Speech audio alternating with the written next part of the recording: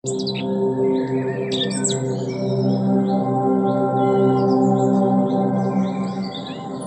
ng Diyos ang bagong umagang sumasa atin, kaya naman manalangin tayo. Sa ngalan ng Ama, at ng Anak, at ng Espiritu Santo. Amen.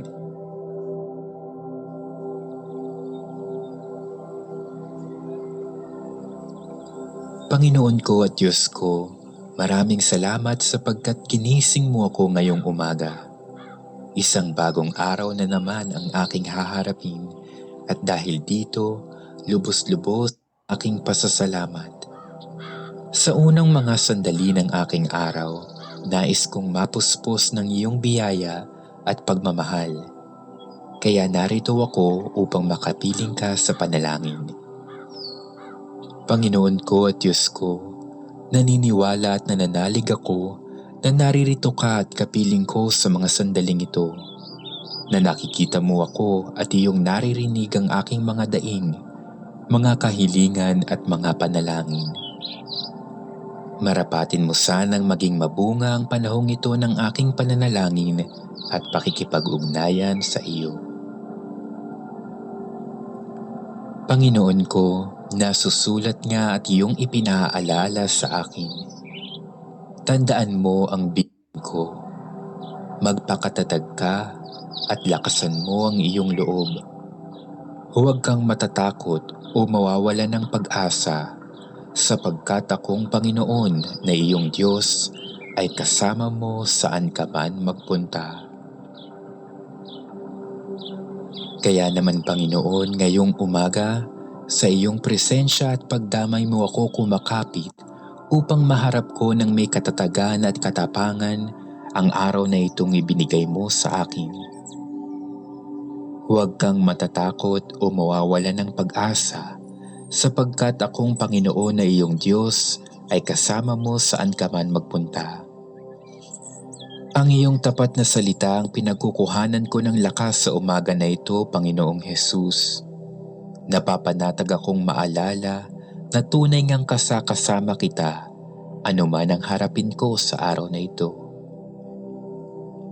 Mapagmahal na Panginoon ko at Diyos ko, nalalaman kong mahal mo ako at binabantayan mo ako palagi, sa oras man ng kasiyahan at lalong-lalo na sa panahon ng kagipitan at pagsubok. Tulungan mo kong huwag makalimot sa katotohanan ito. Maraming salamat po sa biyaya mong pag-ibig at pag-iingat na di mo ipinagkait sa akin sa kabila ng lahat ng kasalanan at pagkukulang ko. Maging malay nawa ako sa iyong dakilang pag-ibig at maipadama ko rin ang pag-ibig na ito sa aking mga kapwa. Panginoon, hindi ko man nalalaman ang lahat ng mangyayari sa araw na ito at sa hinaharap, hindi ako matatakot o mababalisa. Puno ng pag-asa akong magpapatuloy sa araw na ito sa aking mga dapat gawin dahil na rin sa iyong pagtulong.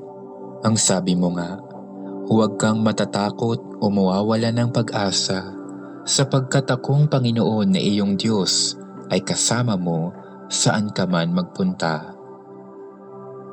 Panginoon, magmula nawa sa iyong paggabay ang lahat ng aking mga gagawin sa araw na ito at ng aking maisakotuparan ng mga ito sa tulong na rin ng iyong awa at pagmamahal. Ikaw nawa ang maging inspirasyon at dahilan ng aking patuloy na paggawa upang makamit ko ang kaganapan ng mga ito. Punuin mo ako ng sigla nang magampanan ko ang mga tungkulin ko sa araw na ito. Panginoon, dalangin ko na basbasan mo ang aking mga sinasabi, mga iniisip at aking mga ginagawa at gagawin pa, nang ang lahat ng mga ito ay maging kalugod-lugod sa iyo. Sa pamamagitan nawa ng mga ito ay makapagpuri at makapagpasalamat ako sa iyo. Mapamalas ko nawa ang pag-ibig ko sa iyo sa araw na ito. Panginoon ko at Diyos ko, masilayan nawa kita ngayon ng lubusan. Ibigin nawa kita ng buong wagas at masundan nawa kita ng malapitan sa bawat sandali ng araw na ito.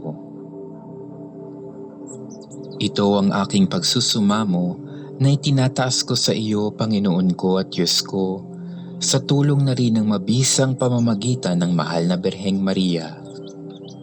Aba, Ginoong Maria, napupuno ka ng grasya, ang Panginoong Diyos ay sumasa iyo. Bukod kang pinagpala sa babaeng lahat at pinagpala naman ang iyong anak na si Jesus. Santa Maria, Ina ng Diyos, ipanalangin mo kaming makasalanan, ngayon at kung kami mamamatay. Amen.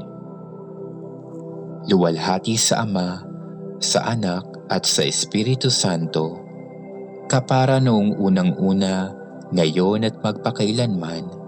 Amen. Sa ngalan ng Ama, at ng Anak, at ng Espiritu Santo. Amen.